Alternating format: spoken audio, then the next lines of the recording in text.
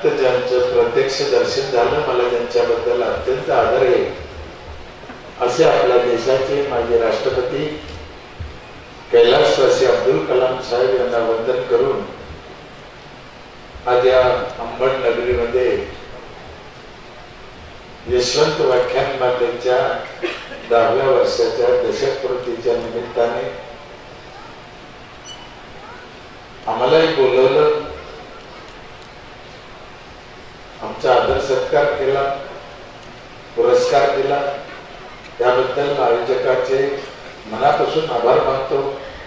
त्या निमित्तानं तुमच्या सगळ्यांच्या दर्शनाची मला संधी प्राप्त झाली, मी स्वतःला भाग्यवान समजतो। या कार्यक्रमासाठी आजच्या अध्यक्ष, प्रमुख पाहुणे, अनेक मान्यवर मंडळी आवर्जून उपस्थित आहेत। आजचा 4था दिवस आहे। पहिल्या दिवशी जगताप साहेब होते, दुसऱ्या दिवशी प्राध्यापक वावळ सर, काल वारे सर। खरं म्हणजे हिला 4 दिवसाची व्याख्यानमाला म्हणता येत नाही, 3च दिवसाची, पण आजच्याला काही व्याख्यान म्हणता येत नाही। मला पुरस्कार देण्यासाठी बोलवलं त्यांनी, मला सांगितलं होतं की तुम्हाला आम्हाला पुरस्कार द्यायचा म्हणून, आणि एवढे 3 लोक आधी बोलले,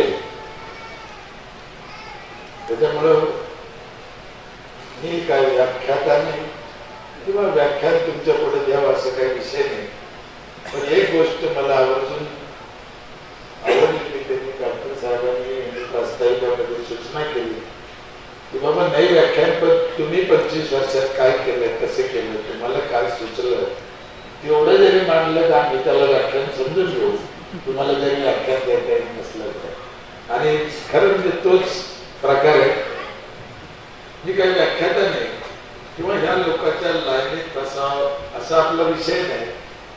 त्यासाठी काही लोकांनी माझं नाव ऐकलं असेल, काही नसेल ऐकलं। ओळख म्हणून माझी थोडक्यात एकदा परिचय सांगतो। भास्कर पेरे माझं नाव आहे, 7वी शिकलेला माणूस आहे, जिल्हा परिषदच्या शाळेत, तिकडे काही नापास करीत नाही म्हणून 7वी झालेली आहे।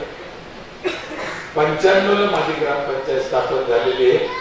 आधी ग्रामपंचायत नव्हती, आम्हाला 4 गावाला ग्रामपंचायत होती, वेगवेगळी, पंढरपूर, वळदगाव, अनेक गाव। 95 ला स्वातंत्र्य झाल्यापासून मी तिथे काम करतो, कधी सरपंच, कधी सदस्य, कधी उपसरपंच, आता पुन्हा सरपंच, 5 पंचवार्षिक झाले। खरं म्हणजे माझं काही राजकीय पिंड नाही, माझ्या घराच्या अगोदर कोणी ग्रामपंचायत सदस्य पण नव्हतं, माझा बी तो विषय नाही, काम धंदा करायचो मी। 80 ते 87 बजाज कंपनीत नर्सरीत कामाला होतो कंत्राटदाराकडे, आणि 87 ते 94 हॉटेलमध्ये कामाला होतो, औरंगाबाद बस स्टँडवर, हॉटेल मंदिरवर। गावात आमच्या एक उघडा मारुतीचं मंदिर होतं, लहानसं, जुन्या लोकांनी एक वटा करून तिथे मारुती ठेवलेलं होतं। मी दर्शनाला जायचो, ते मंदिर काय माहिती मला आवाज देत होतं की काय करून ते मारुती आलो, आणि मला वाटलं की मंदिर बांधावं तर लोक, मला काही गोष्टी, माझा स्वभाव थोडा वेगळा असल्यामुळे मी काही गावात कोणाला म्हणलो नाही, वर्गणी केली नाही, पापलेट छापलं नाही, काम चालू केलं एक जणाला देऊन, आणि 1-1.5 वर्षात ते काम पूर्णही झालं, बगर वर्गणी करताना गावात। जे काही 200-250 वर्षापासून गाव असलेलं असं 200-400 मंदिर नव्हतं, पहिल्या वेळेस मंदिर झालं, सुंदर झालं।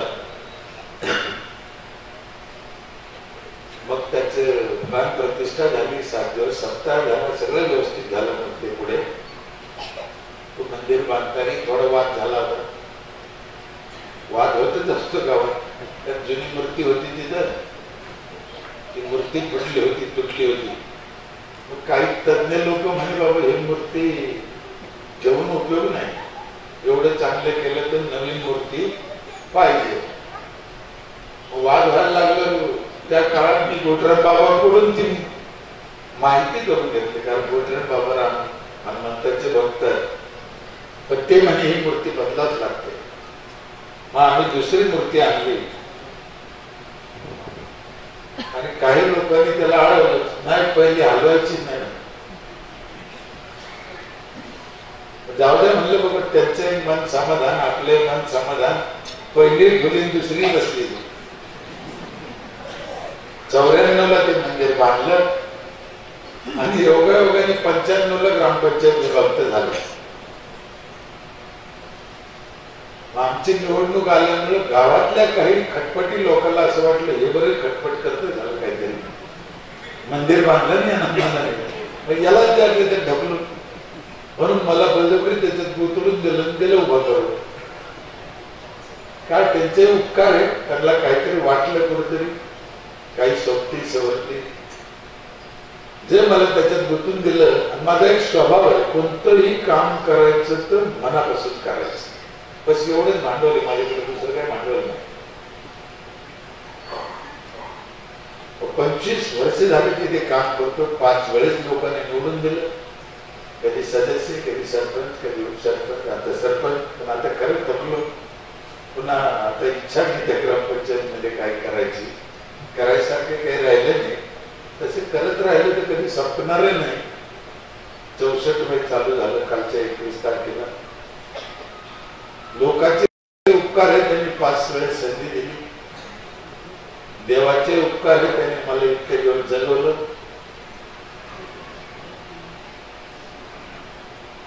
घरच्यांचे उपकार आहे, ते मला कधी काय म्हणलेच नाही. 5 एकर होती मागाची गुण टाकली.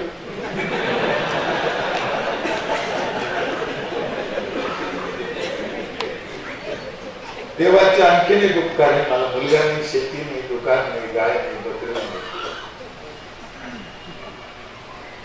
आपण म्हणतो याला कोणाचा तरी हात लागतो, कोणाचं तरी हे लागतं, ते खरं आहे. ते मला देवाने मनापासून जे द्यायला पाहिजे ते दिलं, जे नाही द्यायला पाहिजे ते नाही दिलं. देवाचे अजून एक उपकार आहे, मला 5 मुली आहेत. 5ही मुलीचे लग्न झाले, त्याचे त्याच्या घरी आहे. दोघंच हे घरात असतात, काय डोक्याला ताण नाही. 8-8 दिवस घरी जात नाही.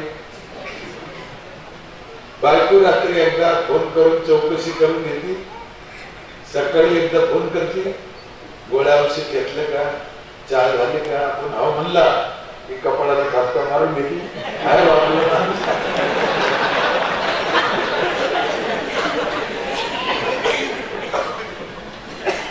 त्याच्यामुळे तुझे 8-8 दिवस जात नाही. मी आता किती बीडला होतो, परभणी, वसमत, भिजवली, काल बुलढाणा, आज इथं, उद्या वर्ध्याला चालूच राहतं. महिना 15-15 दिवस तारखा खूप फिरतच राहायचं. घरचं काही ताण नाही, मी सांगितलं. त्याच्यात आणखीन एक घरच्याचं ताण नसल्याचं महत्वाचं कारण एक आहे. आता आहे तर दोघच. मी कितवी शिकलेला आहे, 7वी. ती अजिबात शिकेल नाही, त्याच्यामुळे ताणाची विषय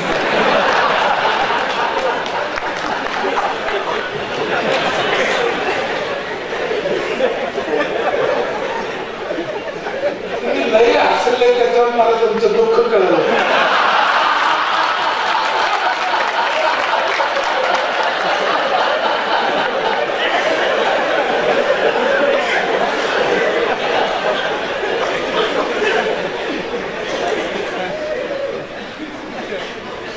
आमच्या तुकाराम महाराजांनी सांगितलेलं आहे, आलिया भोगाची असावे सादर. प्रत्येकाने तेच केलं पाहिजे, आलिया भोगाची असावे सादर. काय असं समोरच्याच चुकतं असं नाही, आपलं खूप चुकतं. आपल्याला चाकल असते असे नाही, समोरच्याला खूप असतं, पण गैरसमज होते. आम्ही कधी कोणाचं ऐकून घेत नाही, म्हणून हे सगळे प्रॉब्लेम राहते. आम्ही जगाला समजूनच घेत नाही. खरं म्हणजे तिथं गडबड होती. दुसऱ्याचं मत जाणून घेतलं पाहिजे, समजून घेतलं पाहिजे. 84 लाख जीव आहे म्हणते. किती माणसं, किती वेगवेगळ्या जाती त्या परमेश्वराने निर्माण केल्या. ते सगळं आपल्याला समजणं कठीण आहे. म्हणून जेवढं जेवढं समजलं तेवढंच करा. दुसऱ्याला नाव ठेवून वाद करून भांडणं केल्यापेक्षा मला वाटतं आहे तो दिवस आला, तो दिवस चांगलं कसं होईल आपल्याकडून करीत राहा. किती दिवसाची सोबती ही ते जत्राला गेल्यासारखं आहे. आपण बाजारला गेल्यासारखं एक कोणत्या दिवशी जवळ भरोसा नाही. त्याच्यामुळे सोपं साधं जगा, काय आपल्याच्यानं होत असेल तेवढं चांगलं करा, नाही चांगलं झालं तर थोडं छान करा, झालं का. सध्या खूपच वादाचे विषय हे, कटकटी हे राजकारण आहे, त्याच्यामुळे लोकांचे डोके खराब झाले. कोणीच काही करीत नाही, विकासावर कोणी बोलत नाही, म्हणून आम्ही लई शहाणे ठरलो.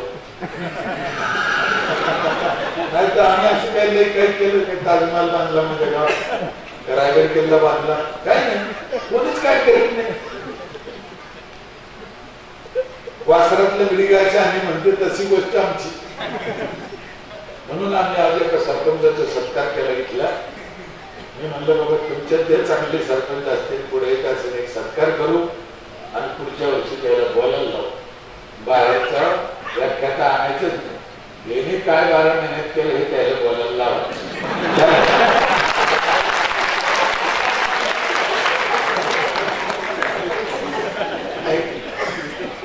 करते 1 वर्षाचं काम 1 तास घर बोलू शकणार नाही का, बोलते ना. तुमच्या गावासारखंच आमचं गाव, सगळे गाव तसेच. 2000 TDS पाणी विश्वास बसायचं नाही. 2000 TDS कशाला म्हणजे 100 TDS माणसाला पाणी लागतं, म्हणजे 2000 TDS होतं.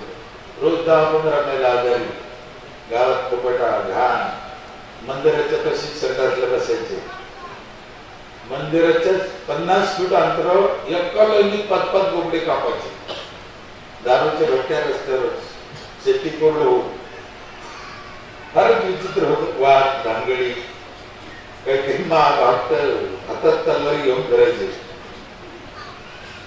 असतो एक काळ, आणि अशा परिस्थितीत ते गावचं नेतृत्व भूमिका आपल्याकडे आली.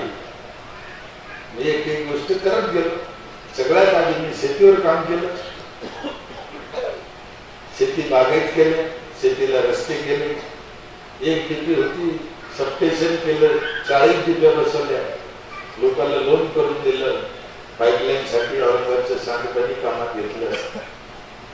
आज 3000 एकर जमीन बागायती, 100% ऊस आहे. त्याच्यामुळे लोकांची आर्थिक घडी बसली. मग संत गाडगेबाबा अभियान होतं, निर्मल ग्राम पुरस्कार होते शास्त्राचे, आलारामांनी काढलेलं, जयंत पाटलांनी निर्मल ग्राम काढलं, आधी त्याच्यात भाग घेतला. आणि माझी ते फार सोपं आहे, त्याच्यात भाग घ्यायचा, त्याला पैसे लागत नाही भाग घ्यायला.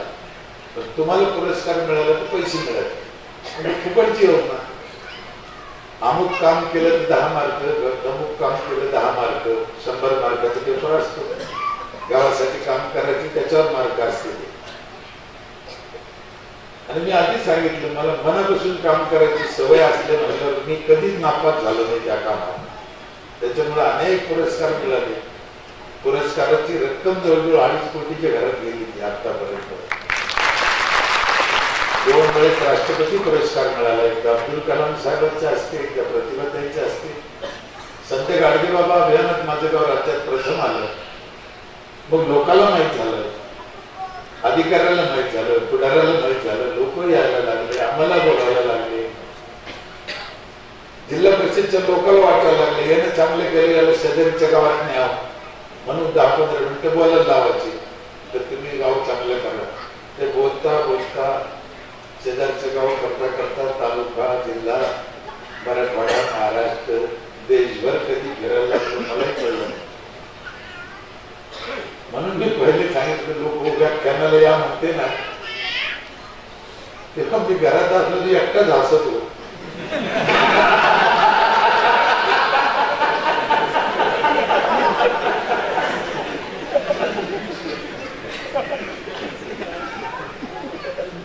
वारकऱ्याची अवलाद एक खोटं बोलायला मला आवडत. व्याख्यान निघलं, व्याख्यान मला की खरं हाल चालू आहे. महाराष्ट्रभर पाहिजे 35, 40, 70, 80 वर्षाचे व्याख्यान मानायला गेलो. हाल चालू आहे व्याख्यान मानायचे. त्याच्यात एक राजकारण, ते जसे साहित्य संमेलन त्याच्यात राजकारण चालू झालं ना, तसं याच्यात बी झालं. त्याच्यामुळे म्हणून तुम्हाला ते विचारते तुम्ही प्राध्यापक आहे का, तुम्ही प्राचार्य आहे का? कारण राजकारण आता सगळं प्राध्यापक प्राचार्यच हातात आहे.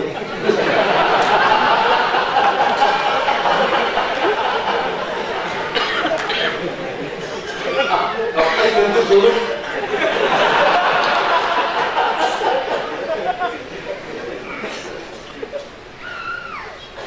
करा, त्याला ते करा. आपलं काय काय केलं आम्ही असं आमच्या इथे, आणि इतर लोकांनी काय करायला पाहिजे दोन्ही एकत्र सांगतो. 5-7 कामावर आपल्याला काम करायचं आहे. एक, पिण्याचे पाणी स्वच्छ पाहिजे. दुसरं, वापरलेलं पाणी जमिनीत जिरवलं पाहिजे. तिसरं, फळाचे झाडं लावले पाहिजे. चौथं, स्वच्छता पाहिजे, स्वच्छताचा वापर पाहिजे. आणि 5वं, मुलाचं शिक्षण चांगलं पाहिजे. एवढं काम जर ग्रामपंचायतीने केलं तर माझा ठाम विश्वास आहे की आमचा देश महासत्ता होऊ शकतो. एवढ्या कामात कळलेलं आहे त्या कामात, पण ते खूप लोकांच्या लक्षातच येईल. आमच्या अब्दुल कलाम साहेबांचं स्वप्न होतं 2022ला महासत्ता करायचं. महासत्ता करायचं म्हणजे आम्हाला काही कोणी देशावर बांधून टाकायचे का? नाही. कोणाची जमीन घ्यायची का? नाही. मग महासत्ता करायचं म्हणजे नेमकं काय करायचं? आणि मला कधी कधी असं वाटतं जसं अब्दुल कलाम साहेबांचं जे स्वप्न होतं ना ते छत्रपती शिवाजी महाराजांचं होतं. त्यांना नेमकं काय करायचं होतं, काय अपेक्षित होतं हे समाज समजून घेईना. आता 900 योजना आहे शासनाच्या, समाज सुखी नाही. महाराजांच्या काळात एक योजना नव्हती, समाज सुखी होता. म्हणजे यांना काय अपेक्षित आहे? यांना एकच अपेक्षित आहे की प्रत्येक माणूस त्याच्या पायावर उभा राहायला पाहिजे. प्रत्येक गाव स्वतःच्या पायावर उभा राहायला पाहिजे. पर्यायाने देश त्याच्या पायावर उभा राहायला पाहिजे. याचं नाव महासत्ता आहे. आम्हाला कोणाकडून काही घ्यायचं नाही, आम्हाला कोणाला काही द्यायचं नाही. कोणाविषयी आमची दुश्मनी नाही, कोणत्या देशाविषयी आमची दुश्मनी नाही. अशा पद्धतीचा आपला देश सुजलाम सुफलाम सुखी राहावा एवढीच अपेक्षा आहे. तीच महाराजांची होती, तीच अब्दुल कलाम साहेबांची, तीच सगळ्या संतांची. आम्हाला अडचण काय? आज जर आमचा आर्थिक पाहिलं आपण, काही कमी नाही कोणापेक्षा, काहीच कमी नाही. की जे सरकार आकडेवारी काढित ते कशाने काढित मला काही कळत नाही. तुम्ही कोणत्याही गावात जा, रोजगार मिळत नाही साहेब. मिळतो का? नाही मिळत. मग गरीब आहे का? कुठून गरीब काढते मला कळत नाही. आजच माझे इथलं उदाहरण आहे की आर्थिक सर्वेक्षण चालू झालं, जनगणना चालू झाली, ते कट्टे आले अर्धा निघत होते गावात. मी पकडून आणले, म्हटलं काय करता रे? ते म्हणजे जनगणना करतो. म्हणजे तर बापाचं गाव आहे.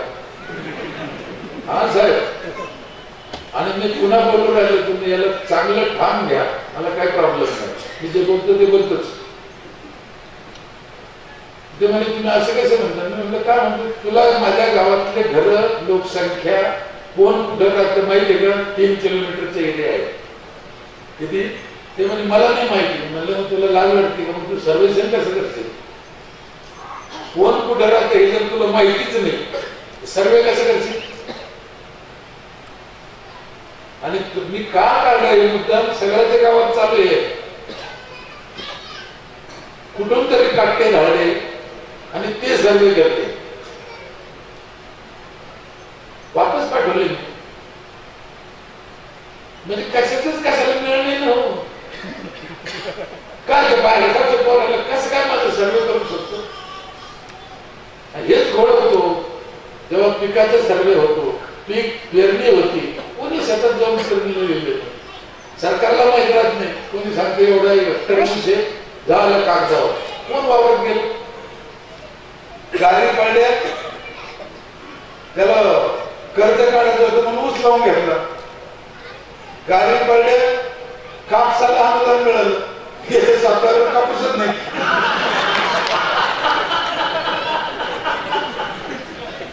म्हणजे काही गरज नाही ना. काही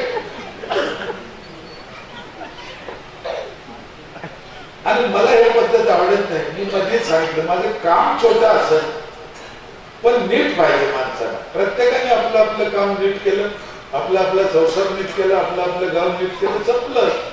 त्याच नाव महासत्ता आहे, बाकी काय महासत्ता आहे? सोपं, पैसा लागत नाही आम्हाला, पैशाची गरज नाही, पैसा हे दुय्यम आहे, पैशाची गरज नाही. चांगलं राहायला काय करायचं हो पैसा? काही नाही. कुठं ऋषी मुनीजवळ पैसा होता पहिले? राजवाड्यात जायचं तर कोण कोणाचे पाय पडायचं? राजा ऋषीचे पाय पडायचं. म्हणजे पैशाला दुय्यम, पैसा नसून असं नाही. म्हणून त्या अभियानामुळे आमचं चांगलं झालं. तेच 5 कामं आमच्या गावात केले आम्ही. 4 प्रकारचं पाणी मध्ये येते. साधं पाणी वेगळं, जायकडून आणलेलं पाणी वेगळं, 24 तास येते, मीटर आहे त्याला. 3ऱ्या मजल्यावर पाणी जातं बगैर मोटरचं. 15 वर्ष झाले 1 मिनिट नळ बंद नाही. 1 मिनिट आरोग्य 20 लिटर पाणी देते एका घराला.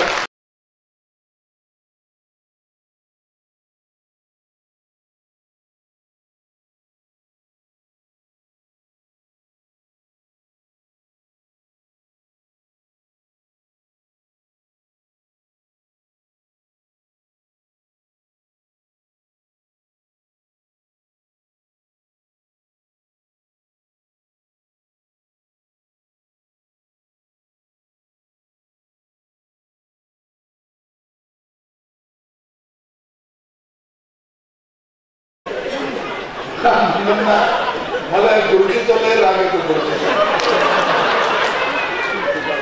गुरुजी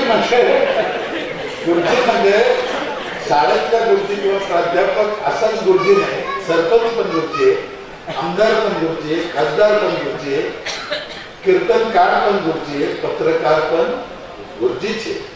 जे समाजाला शिकवते जे लोक ते सगळे गुरुजी. आणि या सगळ्यांना लाज टाकली, समाज बिघडला म्हणते. समाज नाही बिघडला, समाज जर बिघडला तर तुम्हाला पळता होईल, थोडी होईल. समाज तुम्ही जर लवकर नाही सुधारला ना, हे सगळे गुरुजी, समाज बिघडा. समाजाने अजून शांत आहे. समाजाचा अंत पाहू नका.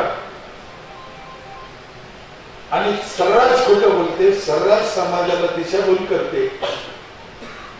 ज्या रस्त्याने जायला पाहिजे त्या रस्त्याने जाऊन देत नाही मुद्दाम.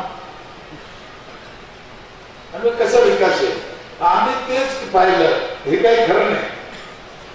मग आम्हाला ज्ञानेश्वर महाराजांचं एक वाक्य आठवलं, आपली आपण करा सोडवतो. आणि तेच केलं ना मला आयुष्यभर. तेवढंच करायचंय आता, त्याच्यापेक्षा दुसरं काही करायची इच्छा नाही, नको.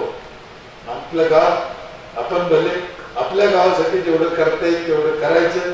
उर्वरित आयुष्य काय चांगलं होईल वाईट होईल थोडंफार करायचं.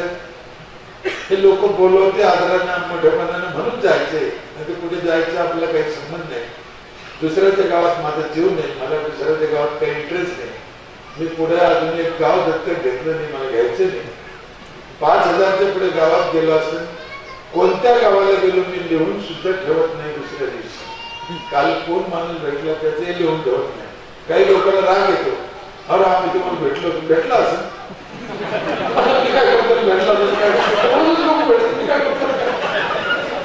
बरं मला कोणा पुढे पुस्तक न्यायचं नाही, मला यादी द्यायची नाही, मला काही पुरस्कार घ्यायचा नाही, मला त्याच्यातून काही संसार करायचा नाही. मी कशाला जाणून दे, काही गरज नाही ना. मला इतके जण म्हणले तुम्ही ते फाईल करा, तिथे गेले त्यांच्याकडून प्रमाणपत्र घ्या. कशाला? मला कोणाला दाखवायचं आहे ते? दाखवायचं नाही कोणाला. दाखवायचं कोणी दिसतही नाही मला. आणि ज्याला दाखवायचंच असेल तर तो का अंधारा आहे का? त्याच्यामुळे गरज नाही त्या गोष्टी. 4 प्रकारचं पाणी म्हणलं मी. त्याच्यामुळे महिलेला एवढं सुख झालं. सरांनी सांगितलं तसं महिलाच्या बाबतीत काळजी घेतली. आणि मी 2 गोष्टी माझे कबूल करतो. मी जेवढा वरून काळा आहे त्याचं 10 पट असत काळा असलं पाहिजे माणूस. स्वार्थी मी जितकी काळजी माझ्या गावच्या महिलांची घेतो, जेवढी घेता येईल तेवढी घेतो. त्याचं कारण मी महत्वाचं आहे. मला माझ्या गावातले पुरुष फक्त 30% मतदान करते. किती? 30 आणि मतदान होतं मला 110%. म्हणजे महिला किती करते? 80%. किती? 80%. पुरुष किती करते? 30%. 5 वर्षात अजूनही आमच्या गावाला कळलं नाही निवडून कसं येते. आता काही काहीचं तर म्हणणं असं आहे, तू मेल्याशी आम्ही सरपंच व्हायचं नाही. 80% महिला मला मतदान करते, हे सत्य आहे. मला घरी येऊन सांगते काही महिला, दादा तुम्ही काय काळजी करू नका, आमचं माणूस इकडे तिकडे काही करत असेल तर आम्ही आहे.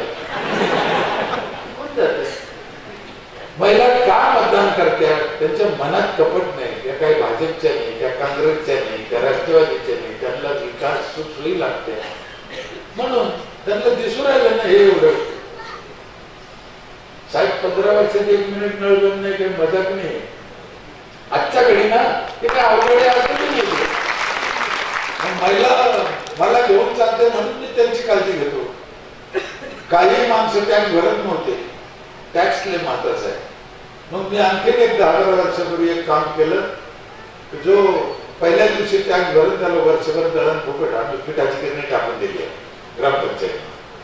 मग बाईला आणखीन हे झालं तर पिठाची गिरणी तिच्याशी निगडीत आहे. ती काही करून ते नॉर्डल धरायचे, त्याचे पैसे घ्या.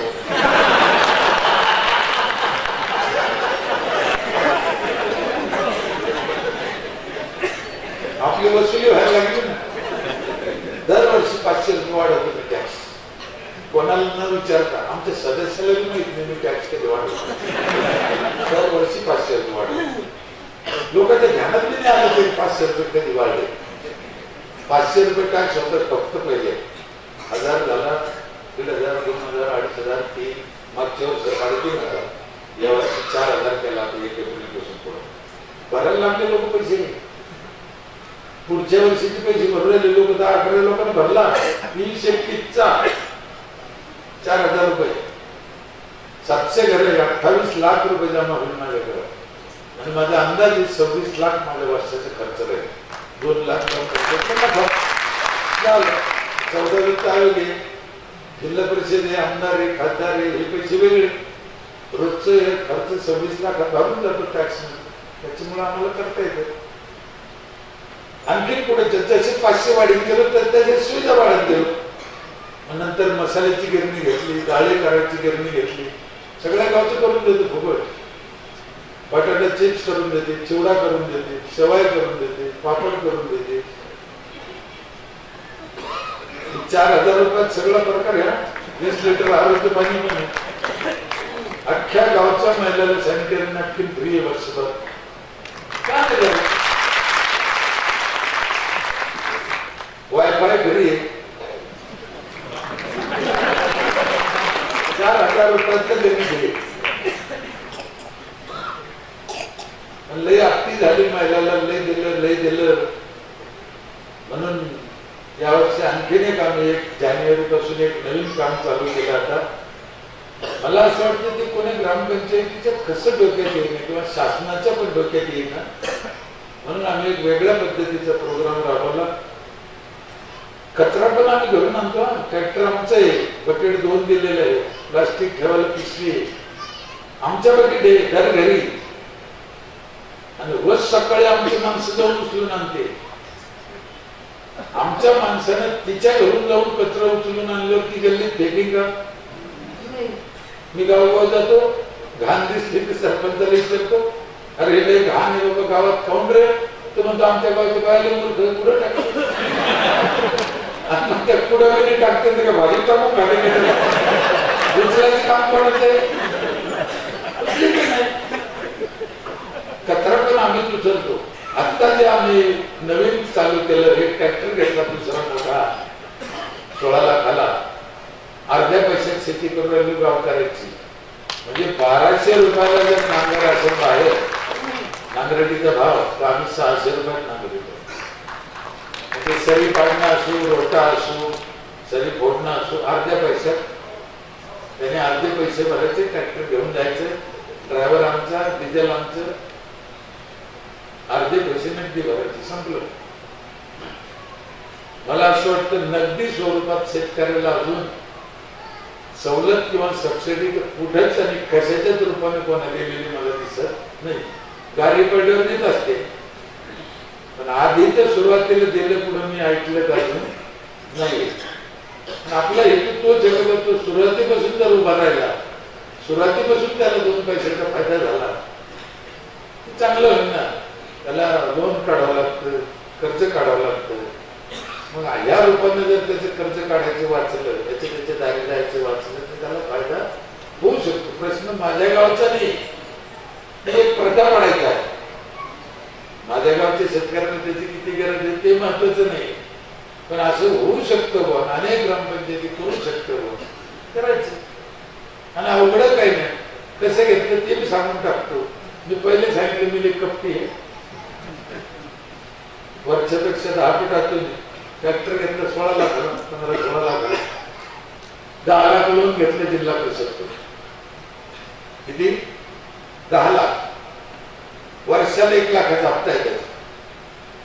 लय अवघड. 1 लाख फेडणं, 28 लाख जमा होती माझ्या पहिल्या दिवशी. बोललं पाहिजे सर, बोललो होतं. तुम्हाला एक प्रश्न विचारला होता दवाखान्याचा, ते तुम्ही कोणीच बोलले नाही. बोललं पाहिजे. बोललं तर मजा येते.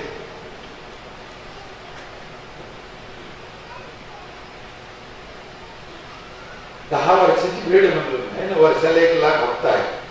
4 लाख कृषी खात्यातून सबसिडी घेतली. ट्रॅक्टर घ्यायला पैसे लागले की मला नाही, फुकटचं फाकट झालं नाही. किती वर्षाची भेड आहे? 10 वर्षाची. वर्षाला 1 लाख. आता ह्या जानेवारीला घेतला म्हणजे याचा हप्ता कधी येईल? पुढच्या जानेवारीला. आणि मी या ऑगस्ट पर्यंतच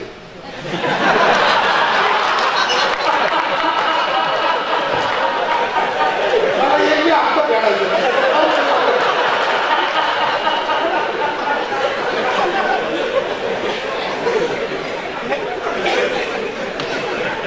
मग इतका तरी कपटी सरपंच पाहिजे तर लोक पाहिजे. लोक काय करायचं?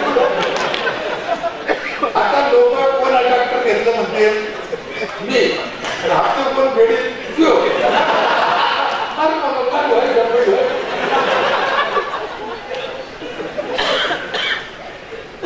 जरी गमतीचा भाग आहे, पण तो विषय शेतकऱ्यांच्या फायद्यासाठी आपण घेतलेला आहे. आपण याच्यासाठी घेतला असं नाही. अशा पद्धतीचा हा प्रवास आहे. हा प्रवास करताना कटकटी आहे, वाद आहे, हेवेदावे आहे, भाऊबंदकी आहे, हे तो होणारच आहे. त्याच्यात काही विषय. ते कौरव काय म्हणले होते म्हणजे पांडवाला, सुईच्या टोकावर माईने एवढी माती द्यायची नाही. आता हे काही बोलायचे विषय होत आहे. भाऊबंदकी, अपसार, वाद, कटकटी, इलेक्शन, हे सगळ्या कटकटी होत्या. पण त्यातल्या त्यात माझ्या गावाने कदाचित निवडणुकीत तरी थोडंफार झालं असेल, पण निवडणूक झाल्यावर मला कधी अडवलं नाही काम करताना. हे त्यांचे महत्वाचे उपकार. कधीच काय झालं, हे का घेतलं, इकडे का पैसे खर्च केले, केवढ्याला आणलं, हे मला गावातल्या माणसाने कधी अडवलं नाही. गावातल्या तर तेवढ्या सदस्यांनी मला कधी विचारलं नाही. त्याच्यामुळे मला थोडंफार करायला सोपं गेलं. आणि सदस्य घेतानाही मी तसेच घेतले. ते मला कधी काही विचारायचं म्हणजे प्रांजळ लोक पुढे उभा केले, लोकांना निवडून दिले. 5 वेळेस त्यांना निवडून देणं सोपं नाही. म्हणून माझी जे आपण 5 गोष्टीवर बोललो तेच काम करायचं आहे. हा माझा सोपा साधा प्रवास असल्यामुळं अजून एक महत्वाची गोष्ट, मला कोणत्या जातीविषयी राग नाही, कोणत्या पंथाविषयी राग नाही. मला जिथे जिथे बोलवतो मी तिथे जातो. सगळ्या पंथात, सगळ्या जाती. दलित समाजाचा कार्यक्रम असो, ब्राह्मणाचा असो, मुस्लिमांचा असो, श्री रविशंकर असो, RSS असो, काँग्रेस असो, राष्ट्रवादी असो, भाजप असो, सगळे दोस्त आहेत. आणि सगळ्यात चांगलं आहे मी जवळून पाहिलं.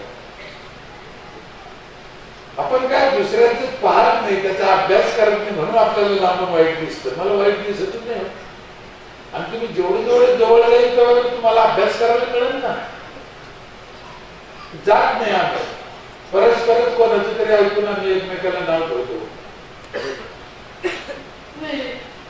कशात वाईट नाही, कोणती जात वाईट नाही.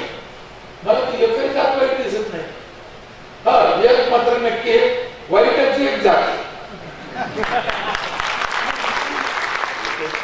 व्यक्ती सगळ्या यायच्यात ती कुठेही जा, कदाचित तिथे बी असेल, असू शकते ना, असू शकते.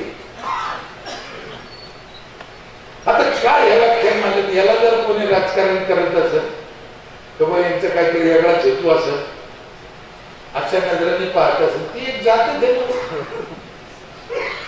पण तुमच्या जागी जर मी असतो हे व्याख्यान मला चालायला, आपला टाइम काय आहे व्याख्यानाचा? 7:30 लोक आणून बसले असते.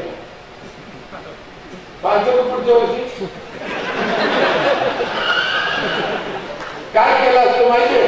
जे 7च्या आत नोंदणी करते त्याच्यातून चिठ्ठी काढून एक शालू सप्रीम डेट 40 देऊन बसायचं टाकायचं.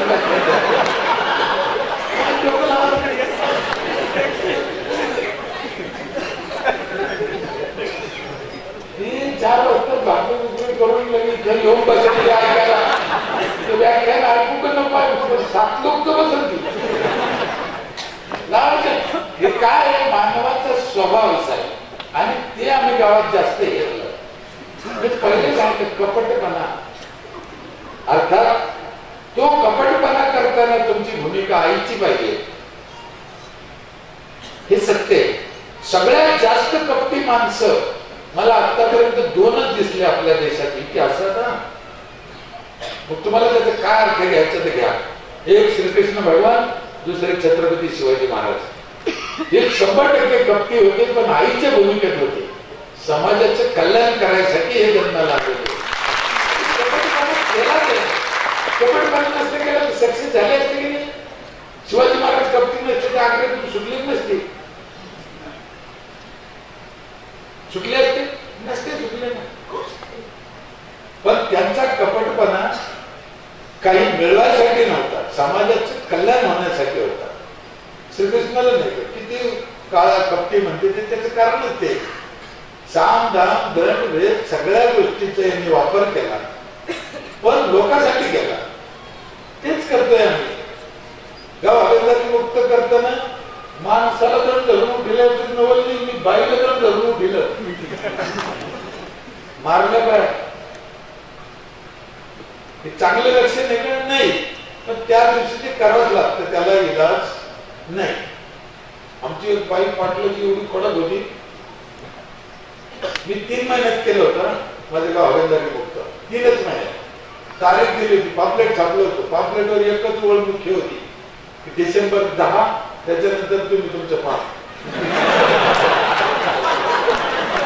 लोक जसं डिसेंबर यायला कापत होते. रात्री 2ला 3ला मी संगत दुकान चालू, कोणी झोपडावून काय शपथ माही शपथ. तुम्ही माझ्या गावात 3 महिन्याचा जर किस्सा पाहिला ना, तुम्ही लोकांना जर विचारलं ना, वेळच झाली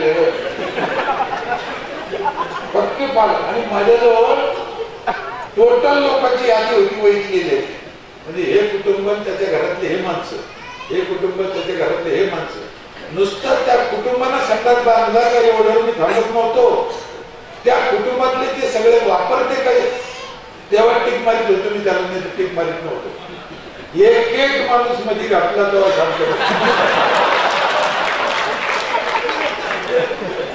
बाईला कडक होती ती बाई, वयस्कर बाई होती, पण कडक होती पाटला. म्हणजे ती कोणा संग मारामारी करेन अशी बाई होती. ती एक दिवस सकाळी निघाली संघातला, मी तिच्या मागेच गेलो. आता लोकांनी पाहिलं तर ती पुढं ह्यो माग, दोघं सारखे. म्हणजे आज पुरा निकालच या गोष्टीचा. काय 200-250 लोक आम्हाला पाहायला. किती सत्य घटना आहे. मी जेवढं मी तुमच्या पुढे बोलत, कशाची शपथ खाऊन सांगतो, एक शब्द खोटं बोलत नाही. काय घेणे कशासाठी बोलत. पण माझ्या देवलेवर मी तिला बोललो नाही, मला तिला काही म्हणावं नाही लागलं, मला काही करावं नाही लागलं. त्याच कारण तुमच्या लक्षात आलं. 250 लोक आम्हाला पाहायला आल्यावर बसून केली.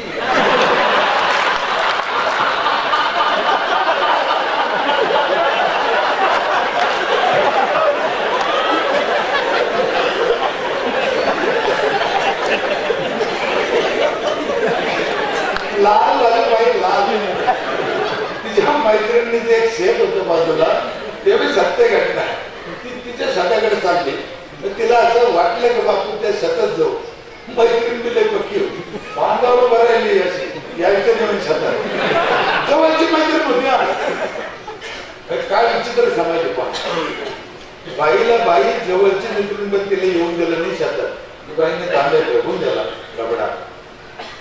2-4 शिवाय घातल्या मला. म्हणजे मेला तुला काही लाज वाटते की नाही मला. मी म्हणलं मी काय केलं लाज वाटत.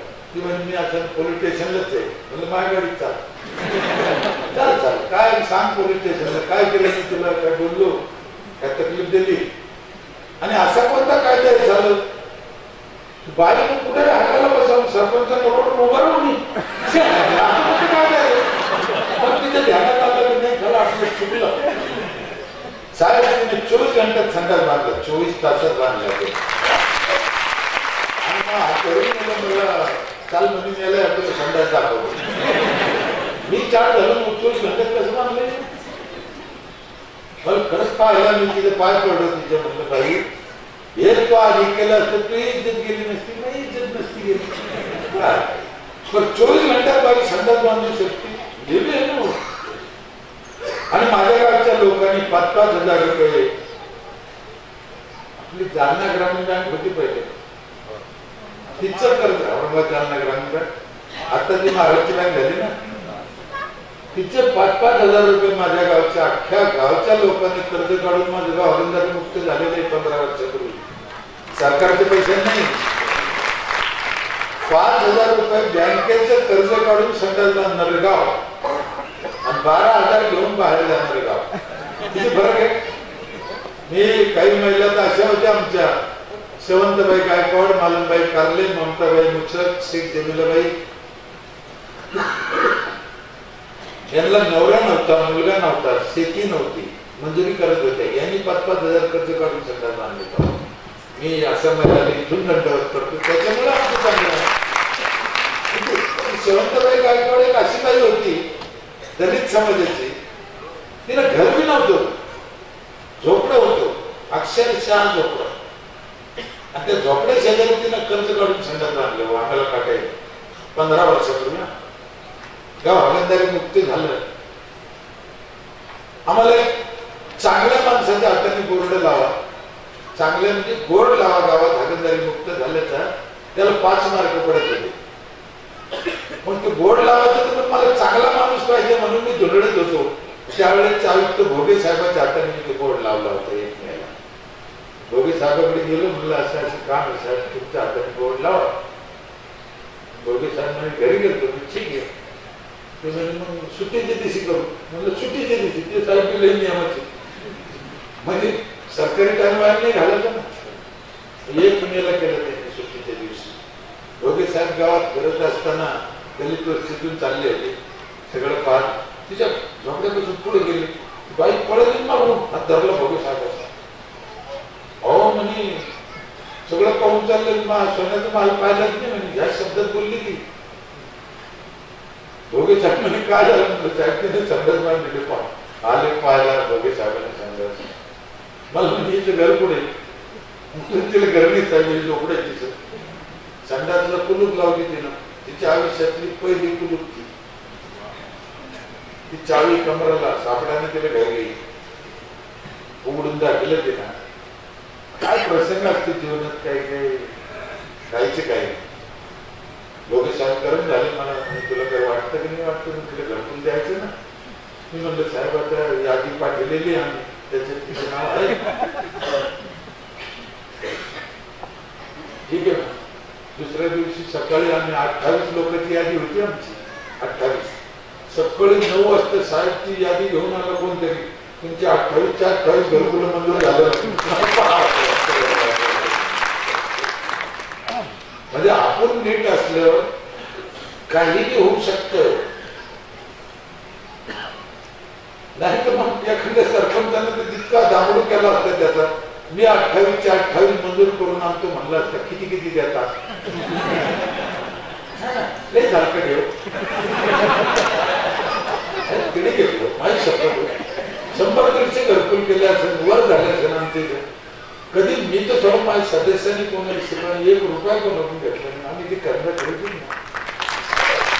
25 वर्ष झाले मला एक हाती सत्ता आहे. एक हाती मला 5 मुली, 5 मुलीची शपथ खाऊन सांगतो मी 25 रुपयाचं सुद्धा लपडे केलं नाही.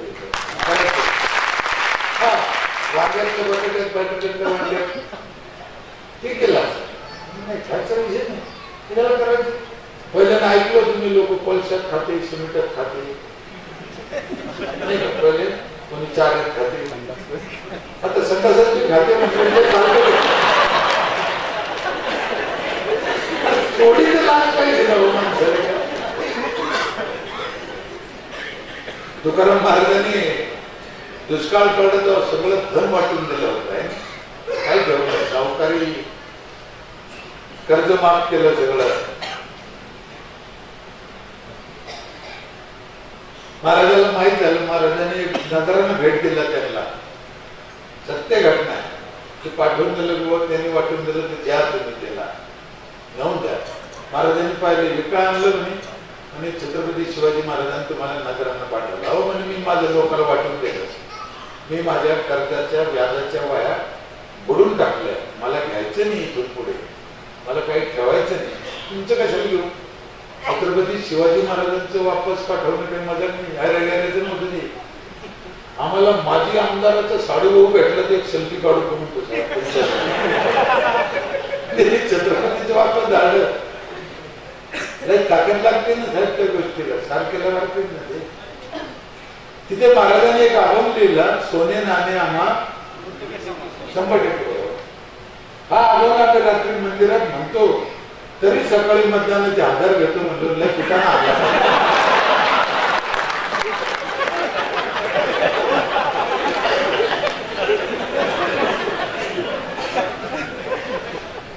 का शिकवत नाही हे लोक समाजाला? मला कळतच नाही. शिकवा ना, काही शिकितो. मेल्यावर तुम्हाला तेलाच्या कढईत येऊन टाकीतो. त्याचा बाप पाहून आला गोड. काही सांगतंय समाजात. इथं पाप केलं तिथं काढा लागत हे शिका ना.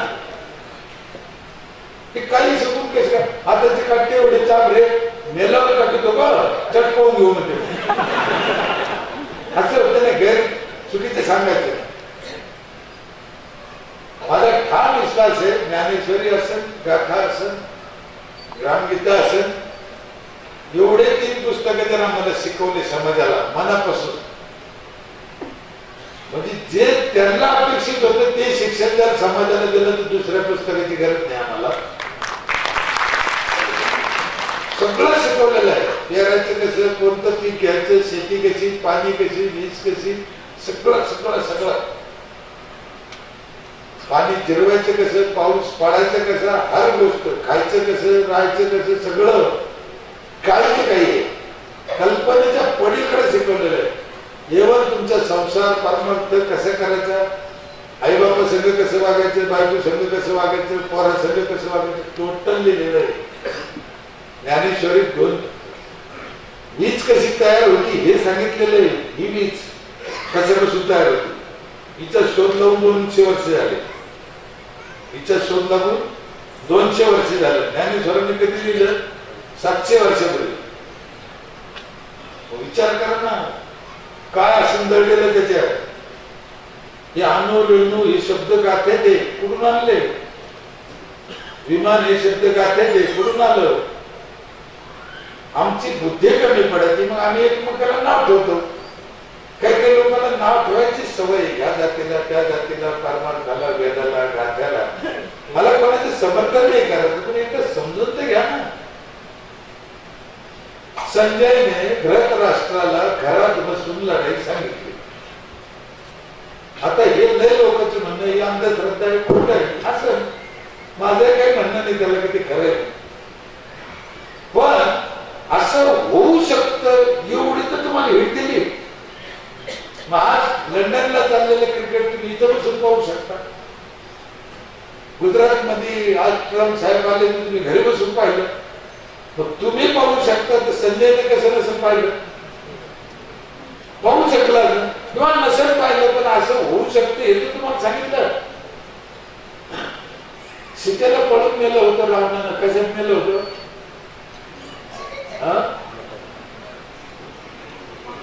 विमानात. म्हणजे विमान हा शब्द कुठून आला? तर तुम्ही त्याला नाव कसं ठेवायचं? मी त्यावेळेस असं हे म्हणत नाही, नीट समजून घ्या. पण तुम्ही असं करू शकता हे आम्हाला ज्ञान तर दिलं नाही ना. गाडग्यात नाथ जन्मले बघा, नसन जन्मले, काय गावाने काय भानगडीची घेणं. पण मग ते उपयोगी काय? मी विचार करा. मी पहिलं खरं होतं हे तुमच्या बरोबर, मी त्याला सहमत नाही, काही घेणं नाही, काही संबंध नाही. पण एवढं तर मान्य करता त्यांनी सांगितलेलं घडू शकतं, इतकं मी मान्य करत नसेल आम्ही. म्हणून म्हणतो आमच्या संतांनी आम्हाला भरभरून दिलेलं आहे आमच्या ग्रंथात.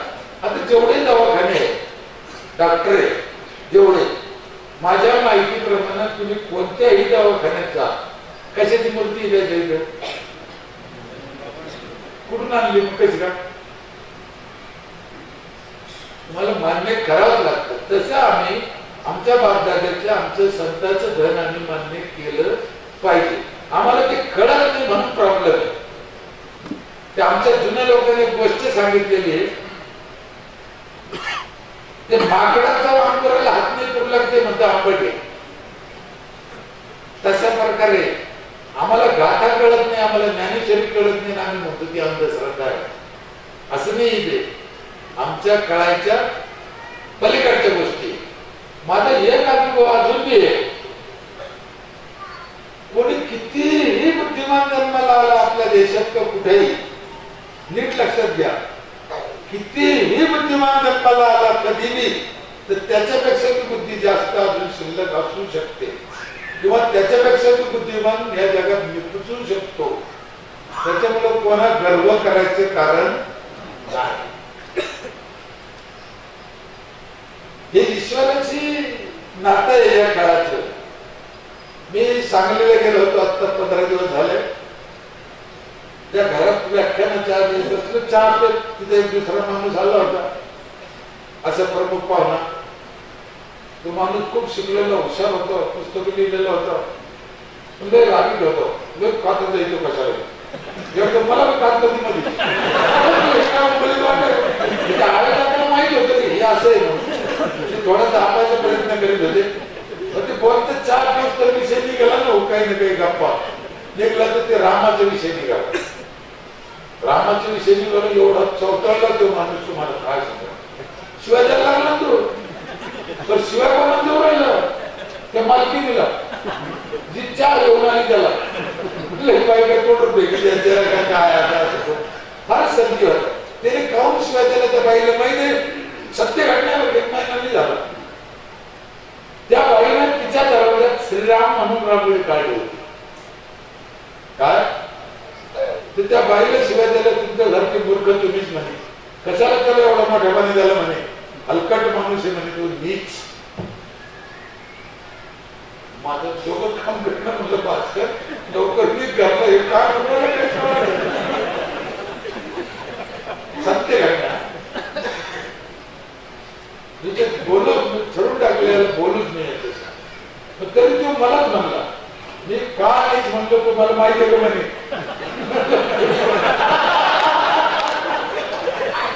तो म्हणे त्यांना त्याच्या बाजूला धोब्याच्या म्हणल्यावर घराच्या बाहेर काढून दिलं, ही माणसं नीच आहे. हो साहेब करेक्ट नाही, त्याचं नादी लागायचीच नाही. आता नको जाता, लई झाला ते झाला. ते निघालो आम्ही काय काही, मला त्याला बोलायचं राहिलं. कार्यक्रमाच्या ठिकाणी गेलो स्टेजवर, हा आधी ते बी बोललो, सगळा महा उल्लेख केला उताना पाताना त्यांना, मला बोलायची बारी आलं. ते निघालो विषय.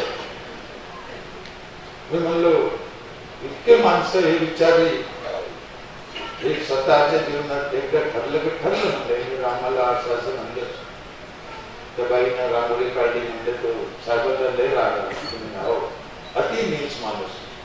पण मी म्हणलं मग मी असा अभ्यास केला की तो राम किती नीच मुलीचे हात तुम्हाला नाही कळला. ते म्हणजे कसं काय? मी म्हणजे तुमच्यापेक्षा त्या बाईला जागा कळला. तो काही कळा ना, त्याला ठरवलं 100% इकडे दिसतात. म्हणलं तुम्ही त्याला नुसते नीच म्हणला, पण त्या बाईनं अशा ठिकाणी ठेवलं त्याला की सगळे लोक येताना जाताना तोडीले पाहिजे असं तिथे येतोय. असं का इतका मूर्ख वाटत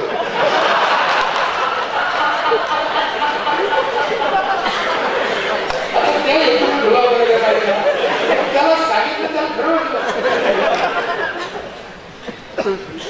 रामाला नीच म्हणणं एवढी काय नाही जबाबदारी. खरं सांगा, मी रामाचं समर्थन नाही करू राहिलो, नाही समजून घ्या. मी लई ठिकाणी म्हणतो, उद्धव साहेब असेल, शरद पवार साहेब असेल,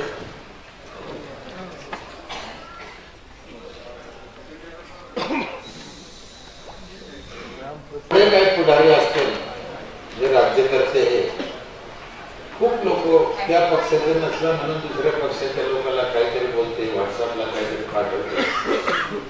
ते मला तरी काही बरोबर वाटत नाही. कशासाठी करायचं आपण? पण आपल्या बोलल्याने ते काही सुधारणार नाही, ते घडणार नाही. कशाला आपली इज्जत घालून घ्यायची ह्या लोकांना? इतके मोठे लोक आहेत ते त्यांच्याबद्दल अपशब्द बोलणं चांगलं नाही. तुम्हाला राग असू शकतो, काही कारणाने त्यांच्या चुका असू शकते, किंवा त्याच्या डोक्यात काय आहे ते आपल्या कळायच्या पलीकडे आहे. त्याच्यामुळे तिकडे न पाहता आपण म्हणलं तसं आपली आपण सोडून करून घ्यायची, सोडवणूक आपलं आपलं गाव चांगलं करा, संपलं. बरं, यांना यांचं गाव तयार झालं नाही चांगलं, त्यांच्याकडून महाराष्ट्र भारत कधी व्हायचा हा तुम्ही विचार करा ना. करायचं त्यांचं कर्तव्य, ही गोष्ट खरी आहे. ते नाही करत त्याचे कारण वेगळे, हजार कारण आहे. आपण तिकडे न जाताना सगळ्या लोकांनी आपल्या घरापासून सुरुवात करायची. आपलं घर, आपलं गाव स्वच्छ सुंदर करायचं, चांगलं राहायचं, चांगलं खायचं.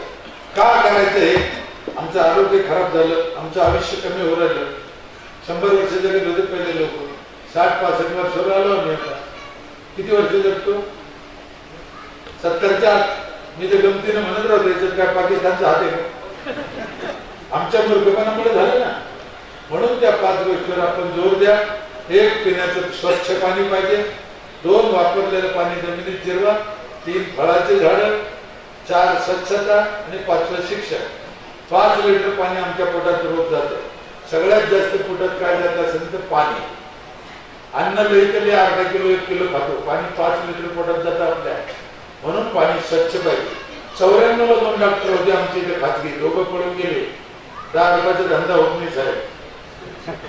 कोणी आजारीच पडत नाही पाहिजे. 10-15 महिला आजारी पडत होत्या. एक बाई आजारी पडत नाही आता. ते खंडीत पडली बी, सर्दी बिर्दी झाली, तुम्ही डायरेक्ट विचारतो तिला कोण्या गावाला गेली होती, त्याच्याशिवाय आजारी पडूच शकत नाही. म्हणून पिण्याचं पाणी चांगलं पाहिजे. वापरलेलं पाणी जमिनीत जिरवा. 1 पिढी 9 पिढ्याचं पाणी बर्बाद करते, आपल्या लक्षात येत नाही. जमिनीत पाणी तयार होत नाही हे लय लोकांना माहित नाही अजून. जमीन एक पाण्याची टाकी आहे, तिच्यात भरून ठेवलं तर तुम्हाला काम येत नाही तर नाही. जमिनीत 1 लिटर सुद्धा पाणी तयार होत नाही, आम्हाला भरून ठेवावं लागतं. आज आम्ही आंघोळीला किती लिटर पाणी घेतो? साधारण 15 लिटर 20 लिटर आहे की नाही? आंघोळीला किती चिटकत, वायाला किती जातं? सगळं वाया जातं. कपडे धुवायला 20 लिटर घेतलं, कपड्याला किती चिटकलं? काहीच नाही. भांडे धुवायला 20 लिटर घेतलं, भांड्याला किती चिटकलं? हे पाणी जातं कुठं? आणि आम्ही पाणी घ्यायचं नाही की मग पाणी घ्यायचं 10 लिटर जास्त घ्या, पण वापरणं झालेलं जमिनीत जिरवा किंवा पुनर्वापर करा. आम्हाला पुनर्वापर करायची लाज वाटते. काही काही एवढे मूर्ख आहे साहेब, म्हणजे बोरपशी सोस खड्डा नको म्हणते. आमच्या बोरपशी तुमच्या सोस खड्डा नको, वाढत भांडणं काय होतं त्याला? तुम्ही वापरलेलं पाणी पुनर्वापर करून तुम्हाला घ्यायला काही हरकत नाही साहेब. डोक्यातून काढून टाका हे खटका. बरं, जमिनीत एवढी ताकद आहे पाणी स्वच्छ करायची, त्या खड्ड्यातून खाली जाऊन बोरला लागून येईपर्यंत पाणी स्वच्छ होऊन जातं. म्हणून पुनर्वापर करा. आता कोणी म्हणाल त्याचे पुनर्वापरचा फटका आहे ना, चांगले दिसत नाही, त्याच्यात लग्नी संडास घाण असते बुवा. ठीक आहे, आंबटलं पाणी कुठून येतं? म्हणजे त्र्यंबकेश्वर वाले पासून येते.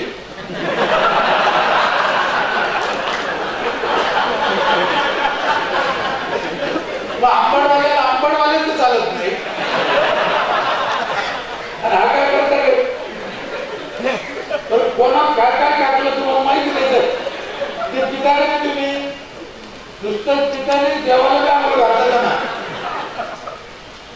म्हणजे आमच्यात काही गैरसमज आहे. मग आमचं पाणी फिल्टर करून आम्हाला चालत नाही का?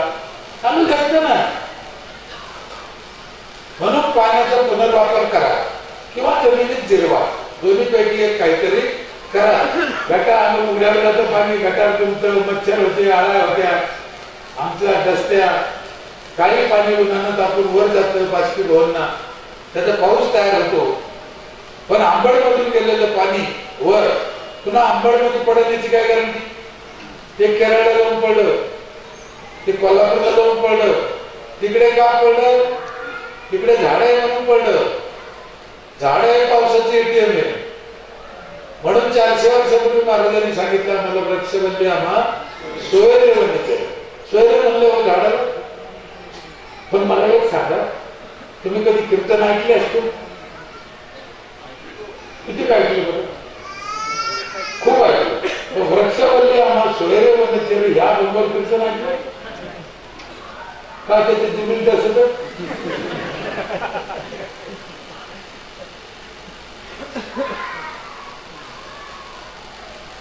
गरजेचं सांगा समाजाला.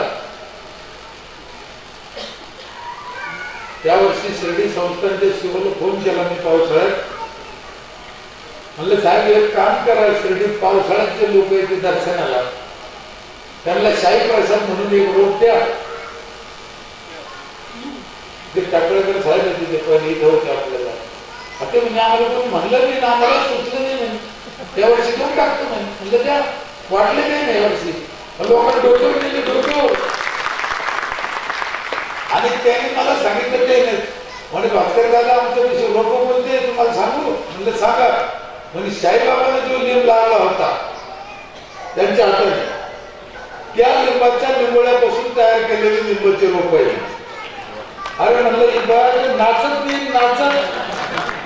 त्याला अनुदान नको, त्याला 1 रुपयाचा खर्च नको, आणि वनमंत्री नको आम्हाला. इतके झाडं लागत. शेगावचं गजानन महाराज आहे, पंढरपूर आहे, आळंदी आहे, भगवानगड आहे. किती लोक रोप लावतील, पण लोकांची नस पकडा ना. त्याला जे पाहिजे ते द्या ना. आता काल तुम्ही काय बातमीत ऐकलं, गेल्या वर्षीच्या वनमंत्र्यांना लावलेल्या झाडाची या वर्षीचा वनमंत्री चौकशी करणार आहे. आता काय डोकं झाडा.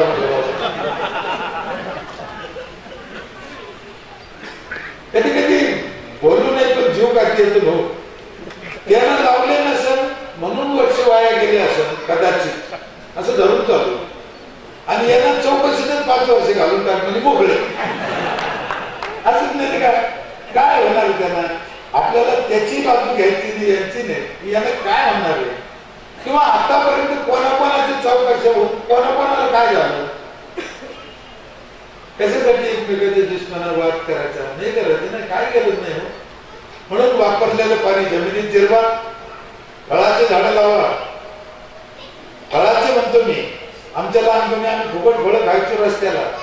आता विकत जहर खातो, फळं नाही ते. टरबुजाला औषध लाव, केळाला औषध, आंब्याला औषध, विकत जहर, फुकट फळं. किती लोक बिघडले. ते पंढरपूरला कारखाना धरला दुधाचा, ते खटाक दूध नाही त्याच्यात. कारखाना 50 ग्राम दूध नाही तिथं, पुरं केमिकलचं दूध. काल ते गावरान तुपाचं धरला गोरखपूरला कारखाना, तुपच नाही त्याच्यात. कारखाना तुपाचा. काय मला तुम्ही घडत काय तिथे काही मर्यादा आहे का? काय खावा कुठे लावते मी कळालं नव्हतं. कुठे जायचं आता? दूध खोटं, तूप खोटं, जिरे जिरे लवंग मिरे पाहत नाही झाली अर्ध नकली देते खांद्यावर पडेल तुम्हाला. इतकंच काय काय हलकट असे जवारी गावात खडा माती जाऊ शकतो. शेंगदाणे कस काय तू त्याला कल्पल वळून सांगायला आणि खडा मी काळा ढवळा नाही लालच येतो शेंगदाण्याच्या कलरचा. लई माणूस घसरला ना. काय करून येणार रे या अशा अवलंबी. मला खरंच सांगा आपण महात्मा गांधीची जयंती कधी साजरी करतो? महाराजांची, छत्रपती शिवाजी महाराजांची, बाबासाहेब आंबेडकरची आणि आपल्या आजीची. ऐकून कोणाला ध्यान सगळे घेतलं. आम्हाला जवळचं कोण आहे? आजा. वावर कोण ठेवलं? आज्यानं. वाडा कोणा बांधला? आज्यानं. आणि आठवण कोणाची राहिली? काय कारण? हे लोक समाजासाठी जगले म्हणून समाजाच्या आठवणीत राहिले. आमचं आजचं काय झालं? हे असे खोटे धंदे केले ना. घराच्या पुढे दगड ठेवले. कधी ग्रामपंचायत नगरपालिकेचे टॅक्स नाही भरला भाड्याला. कधी नळाला तोटी नाही लावली. घरातून झाडून घेतलं गल्लीत फेकून दिलं. याला हल्ल्याकडे कोण त्याला ठेवून मला कळतच नाही. घरात जाऊन घेतलं गल्लीत कसं काय फेकी लाच कशी वाटत नाही. कसं काय स्वच्छ देश करायचा, कसं स्वच्छ सुंदर करायचं. पण तो फेकी तो जे पदावर बसले यांनाही घेणं नाही. मग कसं व्हायचंय? कोणाचं कोणाला मिळ नाही ना. आम्ही तेच केलं. लोक करून घेतलं. 4000 नावे लावले मी आतापर्यंत गावात. सगळे लोक खायचे आम्ही नाही. गावात रस्त्याला नारळ साहेब पोरं तोडून खायला लागले. काय आनंद होतो. 110 जांभळाची झाडं आहे माझ्या स्मशानभूमी. इतके जांभळं लागत त्याला पोरं तिथेच खेळत स्मशानभूमी. एखाद्या बाईचं पोरग सापडलं नाही का ती म्हणते स्मशानभूमीत असं जाऊन पहा. मला गावातले एक जण म्हणे इतके जांभळं काय सापडलं. मी म्हणलं तुला काय तकलीफ झाली? मी त्याला पाहायला तकलीफ झाली. गावात काही राहते असे मी म्हणलं भाऊ मी लहानपणी एक गोष्ट ऐकली होती. आमच्या बापदादाने सांगितली होती. माणूस जर जांभळीच्या झाडाखाली झोपला आणि जांभूळ वरून जर बाजूला पडलं थोडं तर ते उचलून खात नाही. मग मी विचार केला माझ्या गावातलं माणूस जर जांभळीच्या झाडाखाली झोपला आणि जांभूळ जर बाजूला पडलं मग इतक्या दाट जांभळी लावल्या होता. आराम गोड कुठं झोपलं तोटच पडलं पाहिजे. इतकी काळजी घ्यायची आपण. काय करताय घ्यायचं.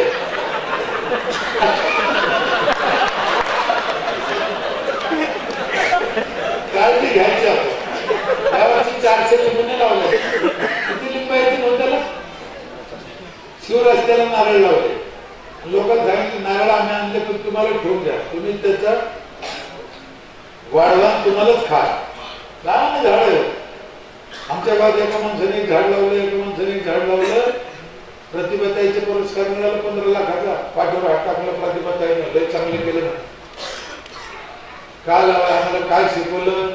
या जगात माणूस जन्माला आला सगळ्यात आधी त्याला आईचं दूध लागतं असं शिकवलं. खोटं आहे. या जगात माणूस जन्माला आला सगळ्यात आधी त्याला ऑक्सिजन लागतो. किती लागतो? 4 झाडाचा लागतो. आई मेली तरी माणूस जगू शकतो पण ऑक्सिजन नाही मिळालं तर जगणार नाही. म्हणून ऑक्सिजन महत्वाचा. अंबडची लोकसंख्या किती अंदाजे? 40,000. एका माणसाला 4 म्हणजे 1,60,000 झाडं पाहिजे गावात. किती असतील? असतील का? बरं हा झाला माणसाचा हिशोब. आता अंबडमध्ये कुत्रे बी असतील, डुकरं असतील, गाढवा असतील. त्यांना ऑक्सिजन लागतो की नाही? हा लागतो ना. पण त्यांना झाडं लावता येतं का? कोणाला?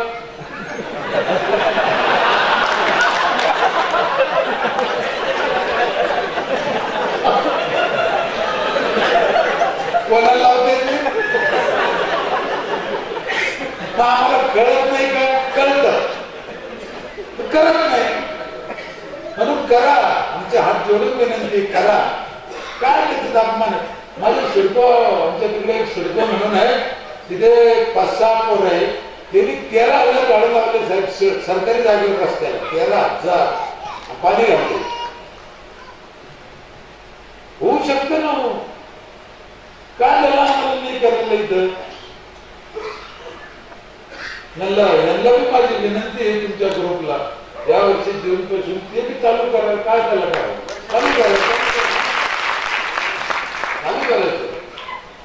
ज्या ज्या गोष्टी जेवढं होईल तेवढं. इतकं टार्गेट ठरवायचं असं नाही. जेवढं होईल तेवढं, जेवढं शक्य होईल तेवढं करा ना. त्यात काय. किंवा असे जे काही कामं करणारे लोक असतील कोणी, त्यांचा सत्कार हे 4 दिवस करायचा असतील ना. तालुक्यात असतील, शहरात असतील, कोणी काही सापडायचे. आता आज कसे गेले सापडले तुम्ही, असे दरवर्षी सापडायचे, आणायचे, त्यांचा सत्कार करायचा, त्यांना मोठेपणा द्यायचा. कारण माणसाला आनंद होतो, त्याच्या कामाची चीज होते. म्हणून झाडं, साफसफाई, स्वच्छता, संडास शहरात संडास झाले असतील सगळे म्हणा. अजून काही जाते आंबेडमध्ये बाहेर जात असते, जातेच आंबेडमध्ये जाते म्हणलं काय बोलावं. संडास का बांधायचा लोकांना हे बी माहिती नाही. माझ्या अंदाजाने मला जी माहिती आहे, आम्हाला ज्यावेळेस लग्नीला संडासला जायचं 2 मिनिटाच्या आत गेलं पाहिजे, नाही तर आमचं रक्त खराब होतं. हे मी नाही, वेदात सांगितलेलं आहे. आपल्या शरीरातून ज्या ज्या गोष्टीला प्रेशर आहे, नीट ऐका शब्द, ज्या ज्या गोष्टीला प्रेशर आहे त्याला थांबायचं नाही. हे वेदात सांगितलेलं आहे. आणि सगळ्यात महत्वाची गोष्ट म्हणजे 15 वर्षापूर्वी आम्ही काही गाव पाहायला गेलो होतो महाराष्ट्रात, चांगले चांगले, आम्हाला काम करायचं म्हणून. तर कोकणात गेलो, चांदोरे म्हणून गाव होतं पाहायला, तिथे रायगड किल्ल्याच्या पायथ्याला. वर गेलो आम्ही रायगड किल्ल्यावर. ते गाईड आलं, 300 रुपये द्या साहेब, सगळं फिरून दाखवतो. 10-20 जण होतो आम्ही. म्हणलं 300 रुपये तुला देईन, पण महाराजाचं संडास दाखवलं, मला तर पैसे देत नाही, द्यायचे नाही तुला. मला खात्री होती की महाराज संडास वापरत असलेच पाहिजे. तो माणूस म्हणजे मला पहिला माणूस भेटला आयुष्यात, महाराजाचं संडास दाखवा गाईड. आणि त्याने मला संडास दाखवला, जसाच्या तसा स्वच्छ खड्ड्याचा, महाराज वापरत असलेला. मी शपथ खाऊन सांगतो, त्या दिवशी तुम्हाला राग आला तर येऊ आला, मला काही गेलं नाही. मी रायगड किल्ल्यावर जाऊन समाधीचं दर्शन घेतलं नाही, पण त्या संडासचं वापरून दर्शन घेतलेलं मी माणूस. 400 वर्षापूर्वी आमचा बाप संडास वापरत होता. हे मजा घेते साहेब, आम्हाला अजून अनुदान लागत. ते बी स्वच्छ खड्ड्याचं आहे, चिनी मातीचं भांडं नव्हतं, दगडाचं कोरून केलेलं भांड आहे. वापरायचं करायचं ना. हो 12,000 घेतले, बाहेर जातो. माशी असते का माशी, माशीला 6 पाय असते म्हणते, आणि एका पायाला 6,000 जंतू चिटकले. डॉक्टर साहेब एका पायाला 6,000, पाय किती दिला? 6. समजा ती माशी कोणाच्या संडासवर बसली, उठून आली ना आमच्या भाकरीवर बसली, आम्ही भाकर खातो का फेकून देतो? खातो. तुम्ही खाता का फेकून देता? खातो. कोणी खातो, तुम्ही खातो, आम्ही खातो. किती जंतू घेऊन आली? 36,000. आता याचा आपण एक उलट पाहू. जर तुम्हाला एखाद्या माणसाला किंवा एखाद्या बाईला सांगितलं, तुम्ही काय करा, तुमच्या स्वतःच्या संडास मध्ये सुईचं टोक बुडा, सुईचं, आणि ते भाकरी लावा आणि मग खा. कोणी खाईल?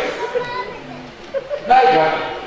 आता सुईचं टोक मोठं, 6 पाय मोठे, ते खातो जास्तीच, थोडं खात नाही. काय करत? त्याला सुईच्या टोकाचं ज्ञान झालं आणि माशीच्या पायाचं त्याला ज्ञान त्याला कळलं नाही. म्हणून विज्ञानाची गरज आहे, म्हणून गुरुजीने समजून सांगायची गरज आहे. तिथे एक मोठा घोटाळा झाला आंबेडकर माशी. हो सुईच्या टोकाने लावलं की तुमचं तुमचंच होतं, ते खात नाही तुम्ही.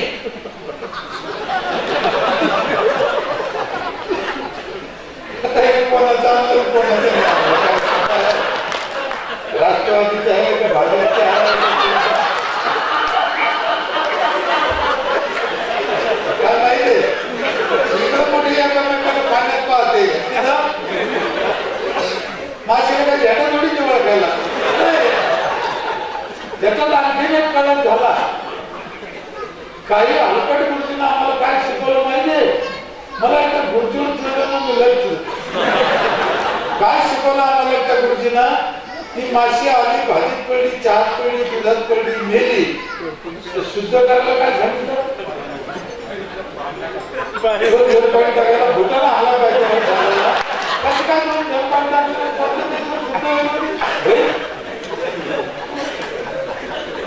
नाही आराम करून गुरुजी नाही फायदा झाला तर बरे ना.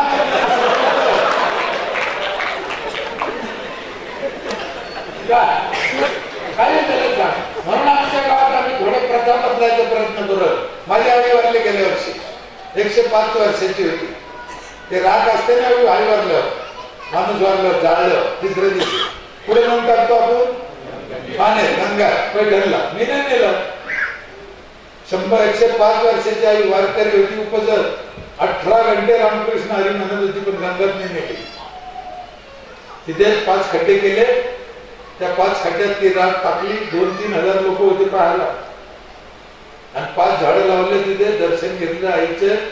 बस त्या झाडाकडे माझं म्हणणं आहे साहेब, त्या राखीपैकी तुमच्या आईची असेल, बापाची असेल, नवऱ्याची असेल, एवढी एवढी घेतली, गिलास पाण्यात टाकली, तुम्हाला प्यायला दिली, तर तुम्ही पेईल का?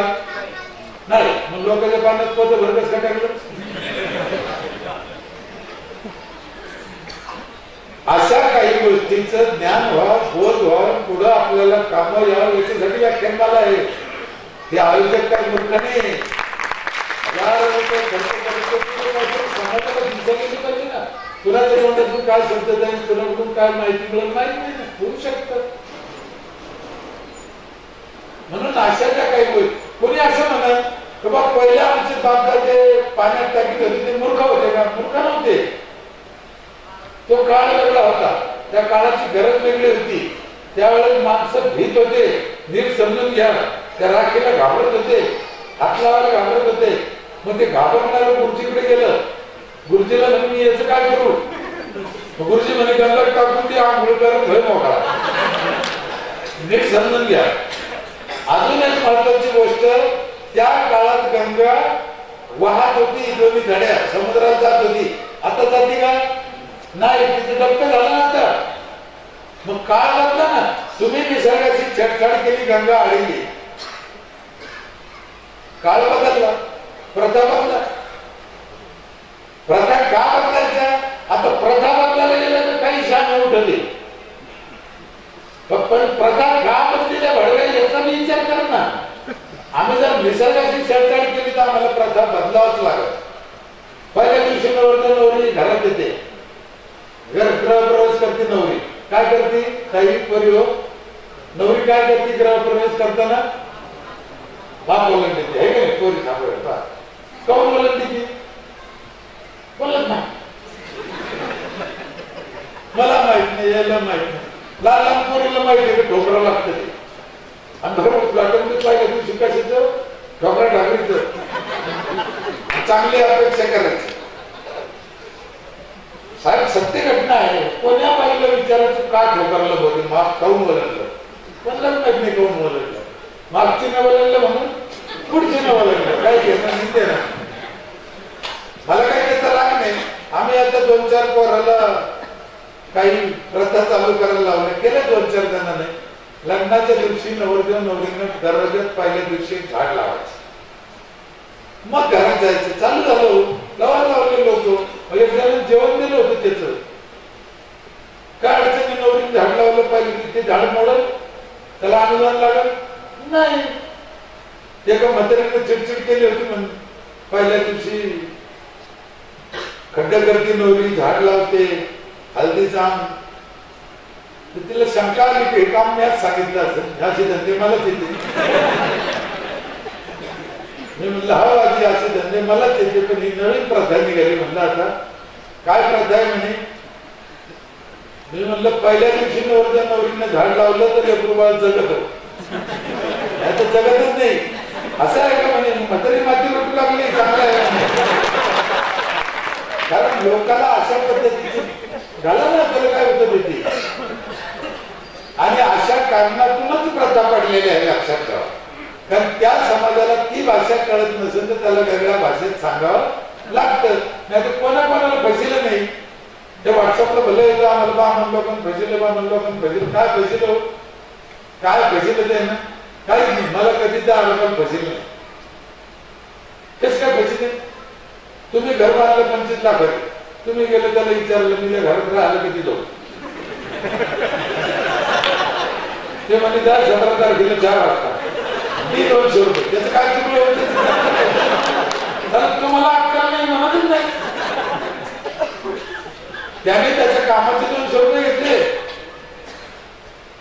पण मला एक कळत नाही बकरी वाघाच्या पिंजऱ्यात घुसली मग ते काय म्हणून मला एकाच आहे कच्ची काही ना हो आणि बामणच लुटितो असं नाही आमचे पोरं आमची फाईल खालवत करायची 200 रुपये घेतली तेव्हा मी लाल वाटत त्याने तरी मुहूर्त काढून दिलं याने काय केलं एका हे ऑफिस असं नाही की तिथे पैशाशिवाय काम होत नाही आता म्हणजे कोणाची लोक आहेत हे आमचे नाही म्हणून दुसऱ्याला नाव ठेवत बसायचं नाही कोणी कोणाला बसलेलं नाही मी पहिले आपण बोललो वाईटाची एक जात आहे म्हणून संडास बांधा राहिलेल्या लोकांना बांधा नगरपालिकेचे कोणी आहे की स्वतःला सांगितलं असतं आपण द्यायला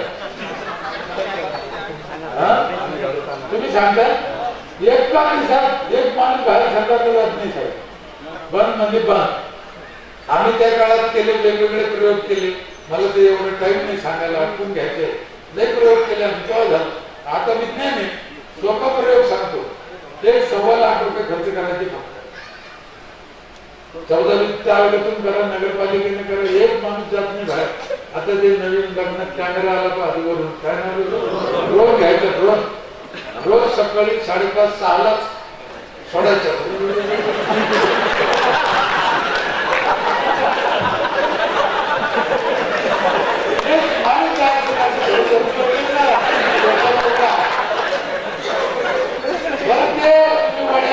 जाळीच्या पलीकडून बसायला शूटिंग घेणार आणि आपल्या व्याख्यानाने टाकायचे जाऊ शकत नाही पण त्याला काही म्हणता यायचं नाही बोलता यायचं नाही काही नाही त्याला चांगली भाषा कळत नाही त्याला अशीच भाषा सांगावी लागते आणि शिक्षण एक महत्वाचं आहे शिका बाबासाहेब आंबेडकरने आमच्या गाडगे बाबांनी भांडे इतका पण पुस्तक घ्या सांगितलं शिक्षणाशिवाय पर्याय नाही मी आतापर्यंत 22 देशात गेलो काय अडचणी येते मला माहिती आहे देशभर फिरतोय दुसऱ्या राज्यात जातोय तिथे बोलावं लागतं मला 7वी शिकलेलं नीट मराठी बोलते तिकडे काय देईन होती मध्ये माणूस घ्यायला होतो मी त्याला सांगतो तो त्याला सांगतो त्याने काही प्रश्न विचारला त्याला किंवा मला मराठीत विचारतो मी मराठीत उत्तर देतो मग त्याच्या भाषेत ते सांगतो तोवर मी त्याच्या तोंडाकडे पाहतो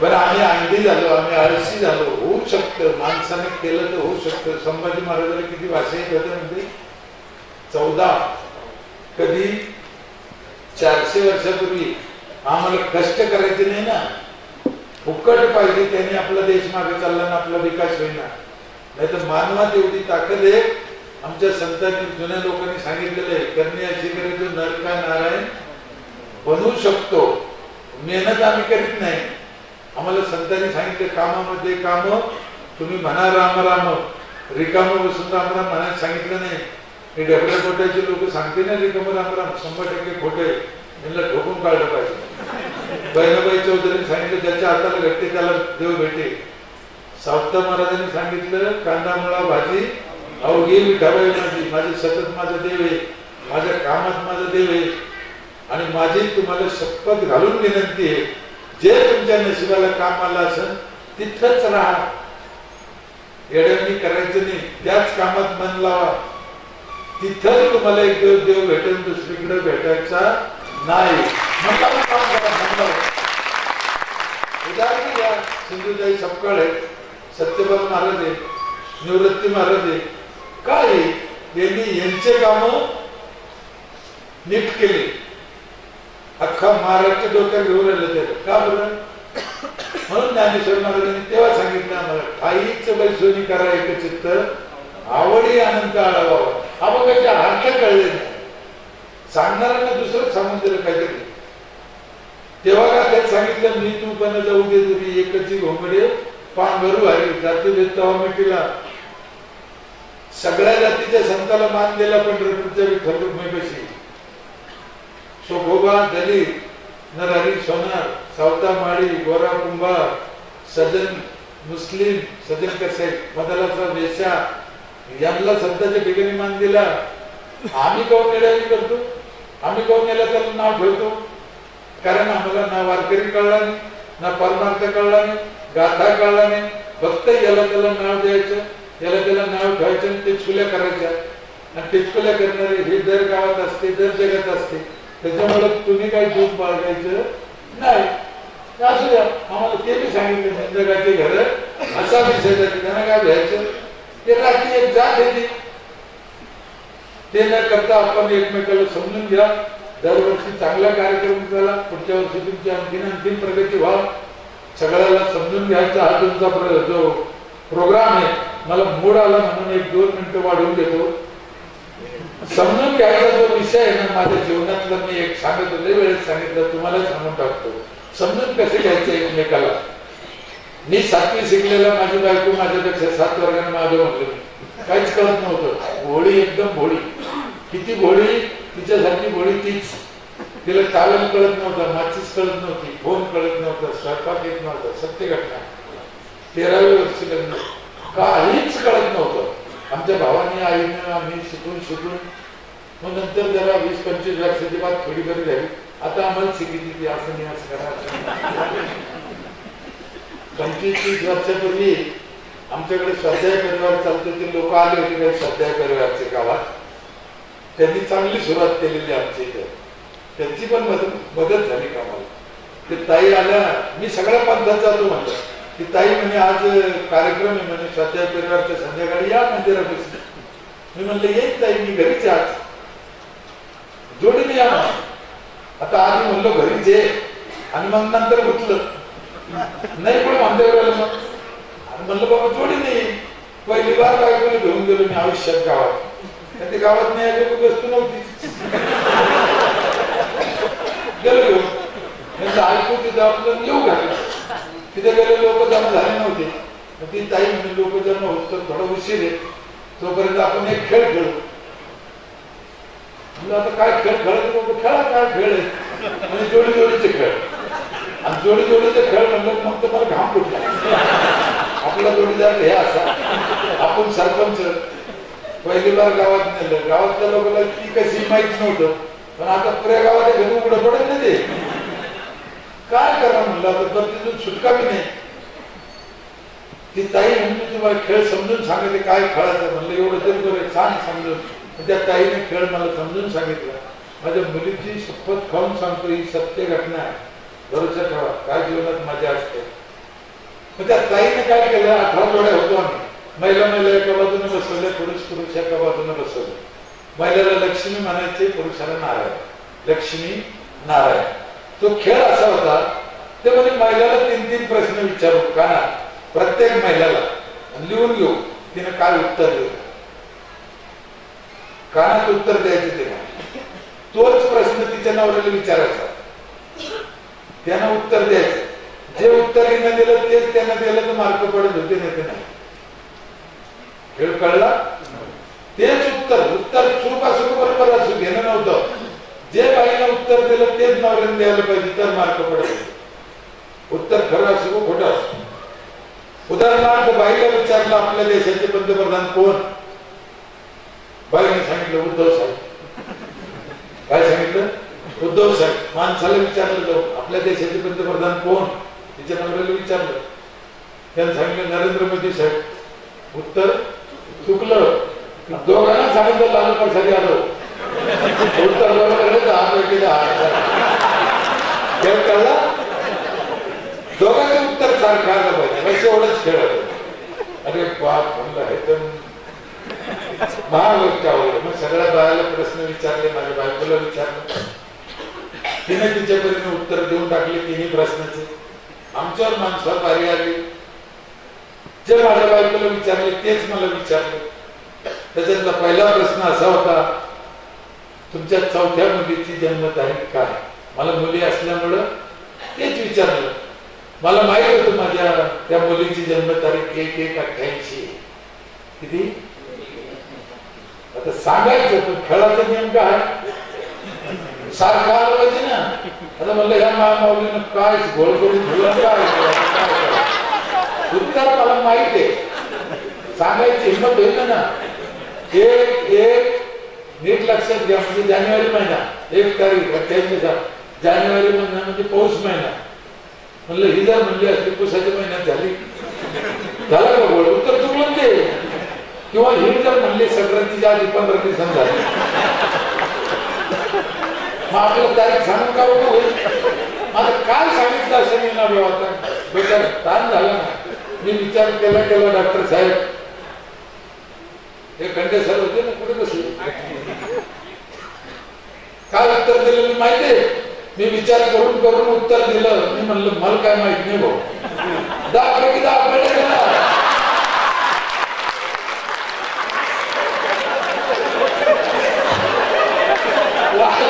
वास्तविक आता 1/1/88 त्याचं उत्तर मला माहित होतं, पण मी सांगितलं नाही कारण मला त्या काळात जितायचं होतं. एखाद्या काळात जितायचं असलं तर 2 पावलं मागे सरकारची ती तयारी माणसाची असली पाहिजे. आम्हाला माहीत तोंड घालतो मग लफडा होतो, हे की नाही. त्या दिवशी महत्वाची गोष्ट शिकलो माझ्या जीवनात मी, की या जगात तुमच्यापाशी किती अक्कल आहे काही किंमत नाही, तुमच्यापाशी किती ताकद आहे काही किंमत नाही, किती पैसा आहे काही किंमत नाही, कोणत्या पक्षाचे आहे तुम्ही काही किंमत नाही. मग कशाला किंमत आहे? या जगात तुम्ही किती जणाला घेऊन चालण्याचा प्रयत्न करतात त्याच्यावर तुमच्या अक्कल. म्हणून ज्या पद्धतीने यशवंत व्याख्यानमाला अंबड शहराला घेऊन चालण्याचा प्रयत्न करत आहे, मी तुम्हाला मनापासून दंडवत करतो. घेऊन चला. यारे लहान थोर आम्हाला शिकवण दिलेली, त्याच्यातून कोणाला काय मिळतं कोणाला काय मिळतं माहित नाही. 4 दिवसात 4 माणसाचं जरी कल्याण झालं किंवा 4 जणांना तरी काही सुचलं, चांगले काम करायला लागले, खूप चांगलं होऊ शकतं. किंवा हे रोजचं समजून पुढे याच्या पुढच्या पद्धतीचं वटवृक्ष मला माहित नाही, काहीही घडू शकतं आणि कितीही चांगलं होऊ शकतं. त्यामुळं नाराज न होताना आपण आपले प्रयत्न यशस्वीरित्याने करत राहायचे आणि स्वतःचा आनंद घेत राहायचा. घेत राहताना आशा करतो पुन्हा मला इथं बोलून आदर सत्कार केला. लायकी नसताना मला वाटतं 1.5 तास आपण व्यवस्थित ऐकून घेतलं, मनापासून साथ दिली. बोलण्याच्या नादात तरी या उपर काही शब्द खालवर झाला असेल, कुणाचं मन दुखलं असेल, माझ्या अज्ञानामुळे म्हणा, शिक्षणामुळे म्हणा, खेड्यातल्यापणाने म्हणा, कुणाचं मन दुखवलं असेल तर दोन्ही कान धरून माफी मागतो. तिथंच थांबतो. जय हिंद.